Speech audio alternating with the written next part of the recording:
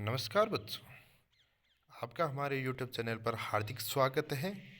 आज हम लेकर आए हैं कक्षा 4 और 5 की हिंदी की कार्य पुस्तिका प्रयास के कार्यपत्रक 71वां, जिसमें हमने अभी तक देखा है 1 से लगाकर 70 तक कार्यपत्रक। आज ये हमारा कार्यपत्रक 71। अगर आप हमारे YouTube चैनल पर नए हैं तो हमारे चैनल को सब्सक्राइब करना ना भूलें और लाइक शेयर ज़रूर करें वीडियो को अच्छा लगे तो। ठीक है दोस्तों, आपके सारी वर्कबुकों के विद आंसर के साथ में आपको यहाँ हमारे YouTube चैनल पर अवेलेबल हो जाएगी। तो हम शुरू करते हैं आज का हमारा टॉपिक कार्यपत्रक 71 71वां कार्यपत्रक, जो इस प्रकार रहेगी, जिसमें हमारी दक्षता है कहानी कविता को पढ़कर प्रश्नों के उत्तर दे पाना। हमें कहानी और कविता को पढ़कर उत्तर दे पाना है।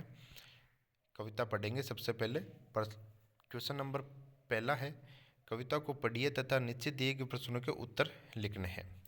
तो हम प्रश्न पढ़ेंगे और उनके उत्तर देंगे। तो कविता है सबसे पहले, सर्दी आई ठंड की पहन वर्दी आई, सबने लादे ढेर से कपड़े, चाहे दुबले चाहे तगड़े, नाक सभी की लाल हो गई, सिकुड़ी सबकी चाल हो गई, ठिठुर रहे हैं कांप रहे हैं दौड़ रहे हैं हाँफ रहे हैं, धूप में दौड़ तो भी सर्दी, छाया में बैठे तो भी सर्दी। इस प्रकार यह हमारी कविता है सर्दी के बारे में। और एक मेन आदमी बना रखा है जो सर्दी से कांप रहा है। तो अब इनका हमारा क्वेश्चन आंसर होगा। क्वेश्चन आंसर है, पहला प्रश्न है, कविता में बात की गई है, किसकी बात की गई है? तो हमें बताना है कविता में किसकी बात की गई है। तो कविता में किसकी बात? सर्दी की बात की गई है। दूसरा प्रश्न है, सर्दी में आप कौन कौन से कपड़े पहनते हैं? स्वेटर पहनते हैं, टोपी, कोट, शॉल, मफलर आदि कपड़े पहनते हैं सर्दियों में। तीसरा प्रश्न है, जब आपको ठंड लगती है तो आप क्या करते हो? स्वेटर पहनते हैं, शॉल ओढ़ते हैं, आग पर हाथ दबाते हैं, या तो ये काम करते हैं। प्रश्न नंबर 4, सर्दी में जब आपको जुकाम होता है तो आप क्या करते हैं? सर्दी में हमें जब जुकाम होता है तो हम डॉक्टर के पास में जाकर दवाई लेते हैं, या उससे दवाई या टेबलेट लेकर हम उनका यूज़ करते हैं। क्वेश्चन नंबर 5 है, आपको कौन सा मौसम अच्छा लगता है और क्यों? हमें बसंत ऋतु का मौसम अच्छा लगता है, जिसमें न ज़्यादा ठंड होती है और न ज़्यादा गर्मी होती है। बसंत का मौसम बहुत शानदार होता है। इसी प्रकार हमारे इनके कविता के क्वेश्चन आंसर कंप्लीट होते हैं। अब आता हमारे कार्यपत्रक 72 72 नंबर, जिसमें हमारी दक्षता रहेगी वचन की पहचान कर लिख पाना। जिसमें हमें क्या करना है? वचन की पहचान कर लिखना है। प्रश्न नंबर पहला है, एक वस्तु का बोध कराने वाले शब्द एक वचन कहलाते हैं। ठीक है, और एक से अधिक वस्तुओं का बोध कराने वाले बहुवचन कहलाते हैं। आगे है, गांव एक वचन शब्द है और गांव बहुवचन है। नीचे जंगल शब्द को एक वचन और बहुवचन के रूप में लिखा गया है। इसी तरह से आप नीचे कुछ शब्द एक वचन और बहुवचन के रूप में लिखिए। तो हम जो खाली जगह छोड़ रखी है, जो क्वेश्चन के एक वचन और बहुवचन लिखने हैं, वो इस प्रकार लिखेंगे। जंगल का हो जाएगा जंगलों, लड़की का हो जाएगा लड़कियां, गाय का हो जाएगा गायें, पंख का हो जाएगा पंखों, और पुस्तक का हो जाएगा पुस्तकें। ठीक है, अगला प्रश्न है प्रश्न नंबर 2, एक वचन से बहुवचन बनाइए एवं वाक्यों में प्रयोग करना है। एक वचन से बहुवचन बनाकर वाक्यों में प्रयोग करना है। शब्द है सहेली, राधा अपने सहेलियों के साथ खेल रही है। दूसरा शब्द है फंवारा, फंवारे, बगीचे में फुहारे चल रहे हैं। अगला है पुस्तिका, पुस्तिका, जिसमें हमारा हो जाएगा पुस्तिकाएँ, बच्चों को कार्य पुस्तिकाएँ मिल गई है। अगला है मेला, जिसमें मेलों, राकेश को मेलों में घूमने का शौक है। इस प्रकार हमें ये प्रश्न नंबर 2 कंप्लीट कर लेंगे। एक वचन से बहुवचन बनाकर उनके वाक्यों में प्रयोग कर देंगे। प्रश्न नंबर 3 है, बहुवचन से एक वचन बनाइए और वाक्यों में प्रयोग करना है। पहले हमने देखा था एक वचन को बहुवचन में बनाकर वाक्यों में प्रयोग करना था। अब बहुवचन को एक वचन में बदलकर हमें वाक्यों में प्रयोग करना है। पर्वतों तो पर्वत हो जाएगा, हिमालय पर्वत सबसे ऊंचा है। बसें बस से बस हो जाएगा एक वचन। और हम बस में बैठकर शहर गए फूलों, तो फूल हो जाएंगे। तो हमारे बगीचे में फूल खिला है। मेज़ें, तो मेज़ हो जाएगा। मेज़ें पर पेंसिल रखी है, मेज़ पर पेंसिल रखी हुई। इस प्रकार हमें बहुवचन से एक वचन बनाकर वाक्यों में प्रयोग कर देंगे। अगला प्रश्न है प्रश्न नंबर 4, वाक्य बनाइए। वाक्य बनाने हैं। पुस्तक, पुस्तक से वाक्य स्टार्ट करना। राम ने श्याम से अपनी पुस्तक ली। पुस्तकें, अध्यापक ने बच्चों को पुस्तकें बांटी। बेटी, श्याम ने अपनी बेटी के लिए गुड़ियाँ खरीदी। और बेटियाँ, बेटियाँ बेटों से बढ़कर होती है। इस प्रकार हमें वाक्यों में प्रयोग करना है। अब आता हमारे कार्यपत्रक 73, जिसमें हमारी दक्षता रहेगी लिंग की जानकारी देने वाले शब्दों की पहचान कर वाक्यों में प्रयोग करना है। हमें स्त्रीलिंग से पुल्लिंग बनाना है। स्त्रीलिंग से पुल्लिंग बनाना है। जैसे घोड़ी का घोड़ा, सखी का सखा, पहाड़ी का पहाड़, लड़की का लड़का। और अब आता है पुल्लिंग से स्त्रीलिंग बनाना है। तो शेर से शेरनी, बंदर से बंदरिया, नगर से नगरी और महाराजा से महारानी। इस प्रकार हम स्त्रीलिंग से पुल्लिंग और पुल्लिंग से स्त्रीलिंग शब्द बना देंगे।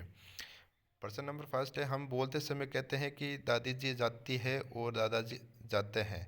इस प्रकार नीचे लिखे वाक्यों को बदलकर सामने लिखिए।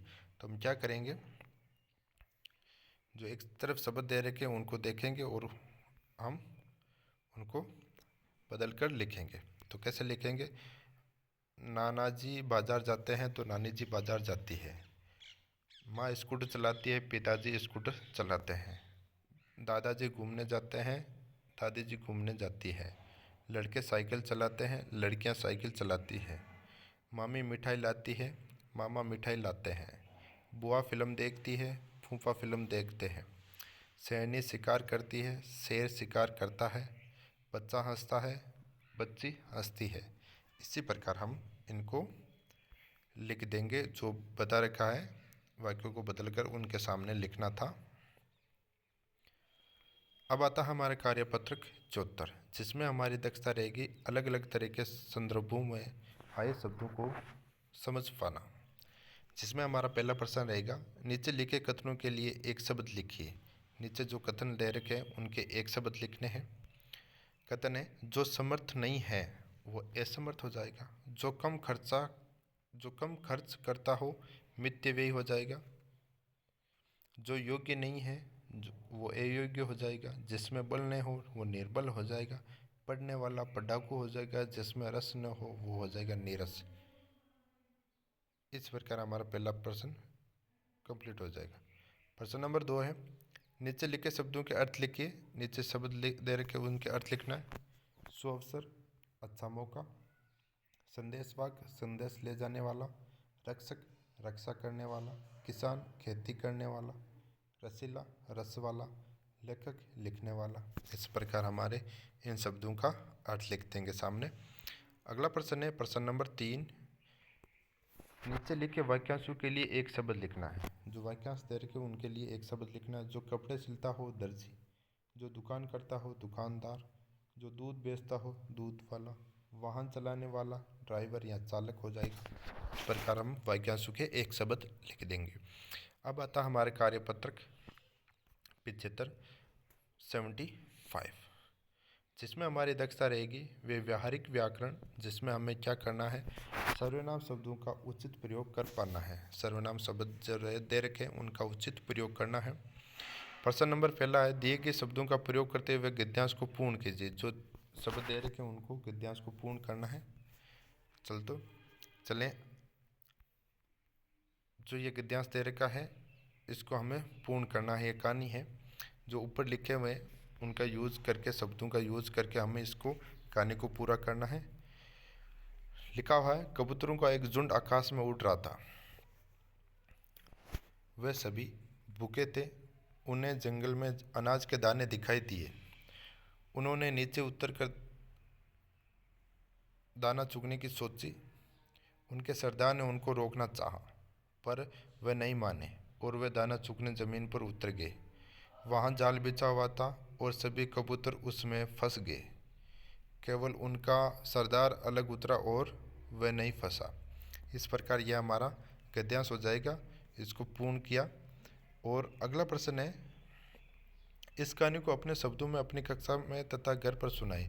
जो ये कहानी है, ये शिकारी था जिसने जाल बिछाकर वहाँ पर दाने डाल दिए। जो कबूतर का झुंड आया तो वो उसमें फंस गए। वो कहानी है। उसको कहानी को यहाँ पर कंप्लीट तौर पर यहाँ पर आपको लिखनी है। अपने शब्दों में लिख सकते हो, और अगर किसी देकर लिखनी है तो आप लिख सकते हो। इसी कहानी को एकदम कंप्लीट लिखना है। तो आज का हमारा कार्यपत्रक यहीं समाप्त होता है। जय हिंद।